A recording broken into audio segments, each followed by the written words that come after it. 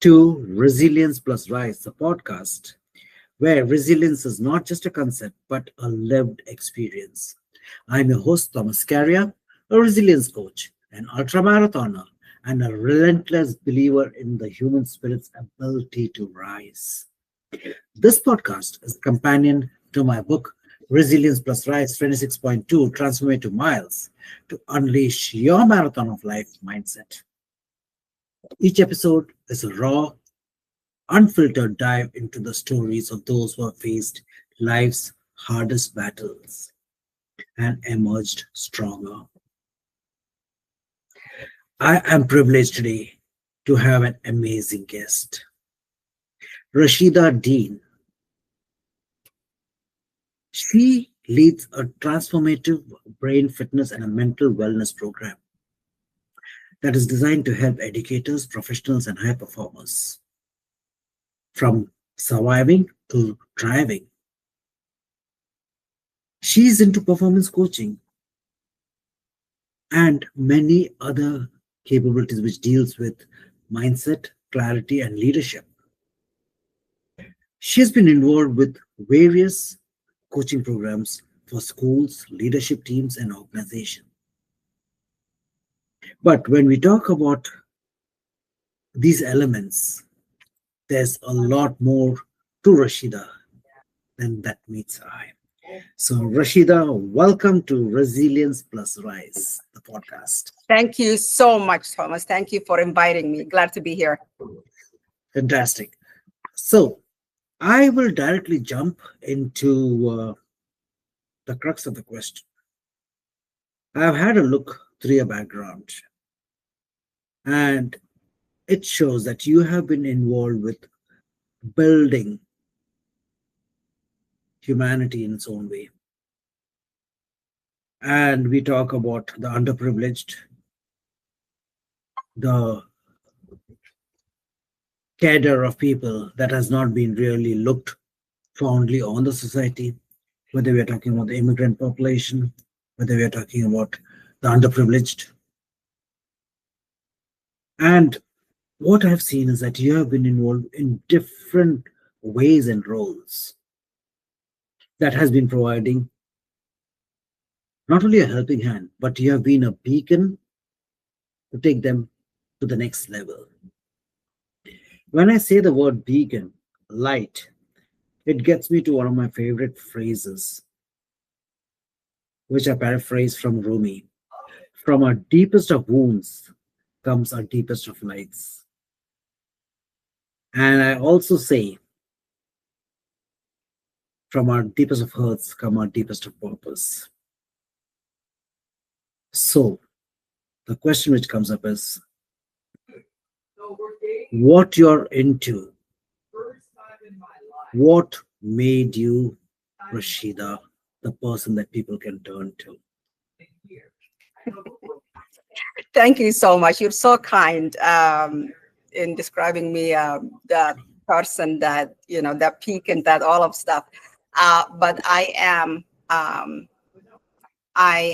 somebody who is from a different part of the world. I live in the US right now. I was born and raised in Somalia, East Africa. I was young when the Civil War took place. And I have seen a lot in my life, and, loss and gain and destruction and, you name it. So that experience taught me that life is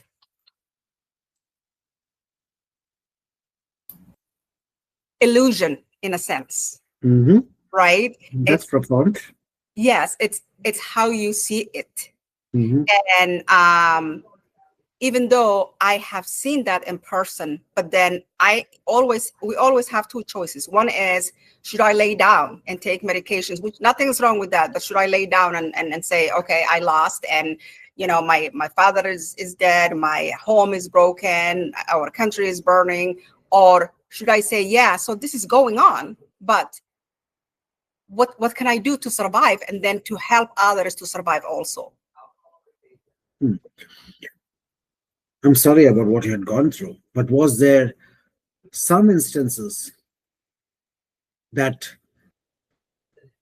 changed you, maybe from a cowering person in the shadows and being frightened to going ahead and forging your own path? Because specifically in the area that you were, the transformation, even if it took place for you to cry out and say that, hey, listen, I am this person, would be hurtful to you. Yeah. So what happened that, what was those moments which transformed you? So it wasn't only a moment, but it was sort of an ongoing situation because when the Civil War took place, my family got scattered. I end up in Canada at the age of 17 with nobody, right? And somehow I knew that things are going to work out. And I was always positive, even though I've seen a lot, but it was okay, things are going to work out. Just do this and do that and just keep on moving, right? So then in Canada also I struggled because as a 17-year-old who doesn't speak the language, who doesn't have family members there, who doesn't have anybody to rely on, and it's just you and the world. I went through a lot again. So fortunately and unfortunately, struggling with life became part of life for me. And some people would say, why me, right? But if you only stay within and say, this is what's happening to you, why is it happening to you, then yeah, you will be in a situation where your mental health is not doing well. But if you see the world as an experience where everybody's experienced the good, the bad, and the ugly, and whenever something happens, you say, okay, how can I resolve this? Okay, this is a problem. How can I resolve this? And I learned a long time ago that our brain is here to work, and the world's throwing a lot of problems at us so that the brain can keep on functioning and can keep on. It's like an exercise for the brain. And as I said, it's a choice. Whenever something goes wrong for you, you can say, oh, okay, I'm dead. Or you can say, okay, this is what's happening. How can I resolve this? How can I take care of me? How can I take care of my child? And another story that happened to me was I put myself through school. I got a good job. By the time I was 24, I met a guy, I married, and my marriage became a nightmare. Unfortunately, like, I'm not going to say it was all him, but the marriage was really, really, really bad, where I felt um, unwanted, unloved, unsupported. And I didn't want to stay in that relationship, because I remember in Somalia, a lot of women would stay in relationships like that, like broken relationships, because they had no other support. But at this point, I'm educated. So it's unfortunate that my marriage was falling apart and I was not happy. But also, next step, what's the next step? Next chapter of my book. Then I became a single mother. I took care of my son. I put myself through school again. I raised my boy. So I don't know, maybe because of that shock that happened to me when I was 14 kind of made me see life in a way that I'm not going to say game, but something to solve, something to resolve, and always find an answer and always kind of say, what's the next step? If I may ask, again, if you feel you don't want to answer it, I totally respect that. You mentioned, okay, shock at 14. Yes. When you came to Canada, there are some things which happened which was not pleasant. Yes. But when you're saying these particular things, it's like a vague picture. So, but you got to, I mean, you're a coach. You're already working around with a lot of challenged people in different ways. But there may be some people in our audience who's listening to it, and they might say, "Okay, I've got this challenge. What is she talking about?" Because she's at this point of time, she's got some nice curtain behind her, some traffic going around. Life seems to be good. She may be Not something. like, by the way, Yeah, but go ahead. yeah. So, but there might be some few things which would have been harsh reality, which people may not realize how extreme it was. if you can say, if you would like to say, we would like to talk about it, whether it was in Somalia, Hmm. and whether what, especially this is because I do talk to a lot of new immigrants Yes. who get who are challenged in different ways. Hmm. So, what were your challenges both over there as well as in Canada? So in Somalia, when I was growing up, my dad was a general, and then he left that position and he became um, head of a UN organization in Somalia. He was an educated person. He spoke 5 different languages. He was just funny. He was larger than life. He was just smart and, amazing personality. Um, so we knew that the Civil War was coming, but nobody thought that it was going to hit the way it hit, right? Um, so, I mean, I'm living in my house. We have a chauffeur. We have somebody who cooks for us and like takes care of us. And my mom also had an amazing job. And within a blink of an eye, one day, some people, military people, came to my house, took my dad, put him in jail, never saw him again. My mom had to take care of us, me and 3 other children. We had everybody's like running because it's a full-on civil war. It just happened that day. And just to be in this beautiful home with your mom and dad and your grandmother and everybody, um, to just trying to survive and fleeing while I'm also taking care of 2 younger siblings that could not even run. Um, it was it was a horrible experience. And as you're running and like trying to find a safe place, you lose people along the way. Neighbors, kids about my age, like the guns and the war was going on. We got lucky, my mother and I and the children. We went to a small town that was not by that time affected with the war. Um, So life changed overnight, and no food, no showers, no house, we had to be in a camp, a refugee camp. So life changed just like that, within a blink of an eye. I'm this beautiful person, my beautiful home, and then I am this refugee child who's running and trying to save her younger siblings and support her mother. Um, so that was the hardest thing that I had to go through. That was the hardest thing. And then losing my father hit really hard. Um, but life is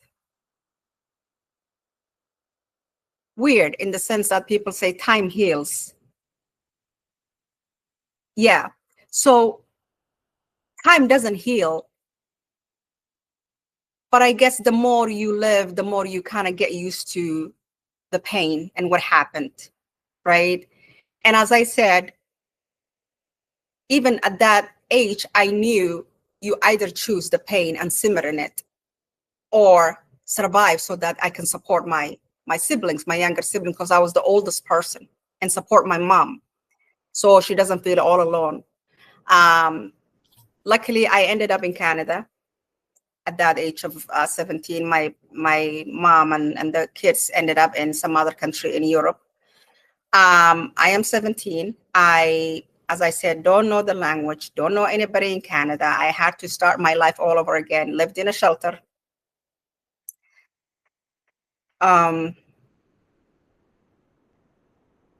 Luckily, the Canadian government is very generous, and I had at least food and obviously that shelter, and I started going to school. But I felt also that the survival guilt, where some of my cousins didn't survive. Some of my neighbors that I used to play with didn't survive. My grandmother, my aunties, all in back home starving. So if I get $10, I would be sending $8 to them so that they can eat. Um, at that young age, I was carrying a lot of responsibilities. That was not a choice for me. It wasn't like, oh, but I don't want to do it. Let me just have fun. No, it was a must. I had to do these things, and also call my mom, who was also in another shelter in somewhere in Europe with the children. How are you? Are you guys eating? And at that young age, where kids my age were having fun and partying and dating people and all of that. And I mean, I am a person of color in Canada, so obviously, I mean, I don't have to tell you with the um, racism and whatever other bad things that come with being a person of color and person who is not doesn't speak this language very well. So I struggled to even find a job. I struggled in each and every way. um Luckily though for me, I knew, like the saying, this too shall pass. Nothing Hmm. lasts forever. The pain doesn't last, privilege don't last, but just try and keep going, keep on going, take one step at a time. Today I'm like trying to register for a class. What's the goal? The goal is that I be accepted in a university so that I can be a psychologist. Take this class, the prerequisite class, pass this class while I'm working, while I'm mopping floors, while I'm washing dishes, while I always had that hope that someday things are going to work out for me, and someday I will be able to help my siblings and support my mom. It wasn't only me, like the picture was bigger. Wow. So after that, it did not stop over there. You had, as you mentioned, you had a challenging marriage, and Yeah, then you moved. Now, when you look back, what could be the you mentioned few elements that helped you to yeah, move forward. This yeah, too shall pass. A yes, choice, yes, and seeing it that one of the thing which was relevant is that when you said life was not happening to me but for me, yes, and you learn from it. But if you're looking through your passages in life, what could be two to three critical elements that helped you to grow more than those challenges, rather yeah, than you mentioned the word victim, martyr, yeah, being sucked into the drama and the trauma, which you could have yeah, done. yeah, yeah, for sure. So, as I said, when I was younger, it was this too shall pass. You're gonna finish university, like that beautiful goal. You're gonna, get a good job, marry a nice guy. You will collaborate, build a life together. You will sponsor your family, this and that, right? Unfortunately, my marriage didn't work out um, in the way I was kind of expecting. It didn't work out. It actually became another hurdle for me to um, overcome, right? So it was another problem to solve. And so when I was going through that, um, I was in my 20s, late 20s. I had my son.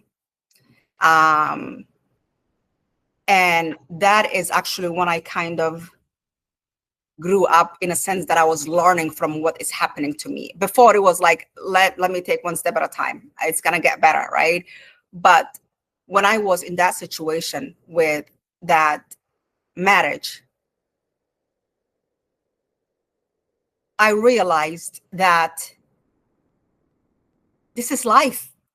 Life will always throw lemons at you, always throw rocks at you. It's not nobody. I realized that there is nobody who is on this planet that's saying, whoa, like life is happening for, like things are happening for me. I am so happy. Like we see sometimes the royals in Britain. Um, Prince Harry was dealing with mental health issues because he lost his mother at a young age and this and that, and life happened to him, right? I mean, you watch Obama, like anybody who is a big shot. If you go back and read their biography, you will see that they went through a lot and then overcame that. So it's not only that it's happening to me or it's happening to the neighbor next door, but everybody's dealing with a situation that either can ruin them, or they say, okay, like, let me do something. Like, I'm not ready to die. I'm not ready to die. Today's not the day. Today, I'm going to try my best to kind of survive and learn from it. And what do I need to learn? And what do I need to do? Right. And then I get also sometimes, as I am in this age right now, I also get philosophical, right? And say, we see what sometimes we want to see. For example, my son, he is a teenager. Well, not now, he's 20, but sometimes he would come, home and like, he's not as clean as I want him to be, or he's not as, somebody who's like extremely working hard. Or so I could say, what is wrong with you, boy? Like, do this and do that. Look at your hair, look at your face. But instead I choose to say, wow, look at you, handsome. Yeah, look at you. How's school? Oh, wow, you are just brilliant. Okay, do you want to help you with your hair? Because he has a long hair, right? I have like this idea of like that could suit you, and like I can just work on it. Do you want it? And he was, yeah. So instead of negativity, I create something positive where I'm also bonding with my son. Fantastic, Rashida. I love that. In fact, the way you talk about it, I believe that's the philosophy that you use in everyday, but when you're interacting with anybody or everybody. Yeah. Which gets me to the next point, is that I always believe is that we all are angels with broken wings. When we hold another, that's when we fly higher. Yeah. And you have shown that you have come through certain experiences, and it's not an everyday experience. It has been something which is humongous, and you've got those experiences, you got those learnings to develop into the person that you are. Yeah. Currently, you are in the space wherein you are helping people. Yeah. To break their mental boundaries. Yeah. So can you tell us about that? So right now, well, since I finished university, I was always in the field of the human services, and I've always working with people that I could could support, whether it is abused women, whether it is teenagers that are homeless, whether it is newcomers, you name it, I did. And because I am not one of those people who say, oh, it happens, right? I believe that there is a reason why things happen. Yes. Because anytime that I look at how somebody got where they're at, there is a map, blueprint that got them there, right? So I know my life is not just, oh, okay, yeah, it happened, just survived and blah, blah, blah. I need to know why I am going through, or why I went through what I went through. It's not for nothing. There is a reason behind it. There is a wisdom behind it there. And I don't want to lose that, because I feel like we're all souls right here in like human bodies. Yes. I also don't believe that life is ending here. I believe that there are other dimensions, but I feel like we're visitors here on this earth. Okay. And we came here for some sort of a purpose. And God only knows what the purpose is. But right now, what's in front of me is being somebody who I would have liked to have when I was going through those situations. Wonderful. So guys, if you're listening to this, I will be putting out Rashida's contact information in the comments below. If this podcast has touched you in some way, and in the conversation, I will not ask her to summarize what she has gone through, because through her experience, she has mentioned a lot of information. lot of, I don't say it as advice, but a lot of suggestions how you can grow irrespective of the challenges that you're faced with. In this short while, she has spoken about the physical, mental, emotional trauma challenges that a person could go through, working towards a goal. If you believe this has stirred you in some way or the other, if you want to reach out, please, please reach out to Rashida. I'm sure she may not have all the answer, but she could know what your pain that you're going through. Yes. She may be able to direct you to some place wherein it's possible. It could be anywhere in the world. Pain is universal, my friends. Pain Pain is is universal. universal. Pain is It is universal. it Yep. is not separated by a boundary, nor separated by color or anything else. Pain is pain. And if you believe you need somebody to turn to, maybe even talk to, book a time with her and see where that leads to. Ashida, with this, I take to say thank you so very much for your space and time, and God bless. Thank you so much for inviting me. And I believe that there is a reason why we met and why we're chatting. There's always a reason. And Yes. I hope something positive comes out of it. You're wonderful. Thank you for inviting me. Thank you, Rashida. Thank you.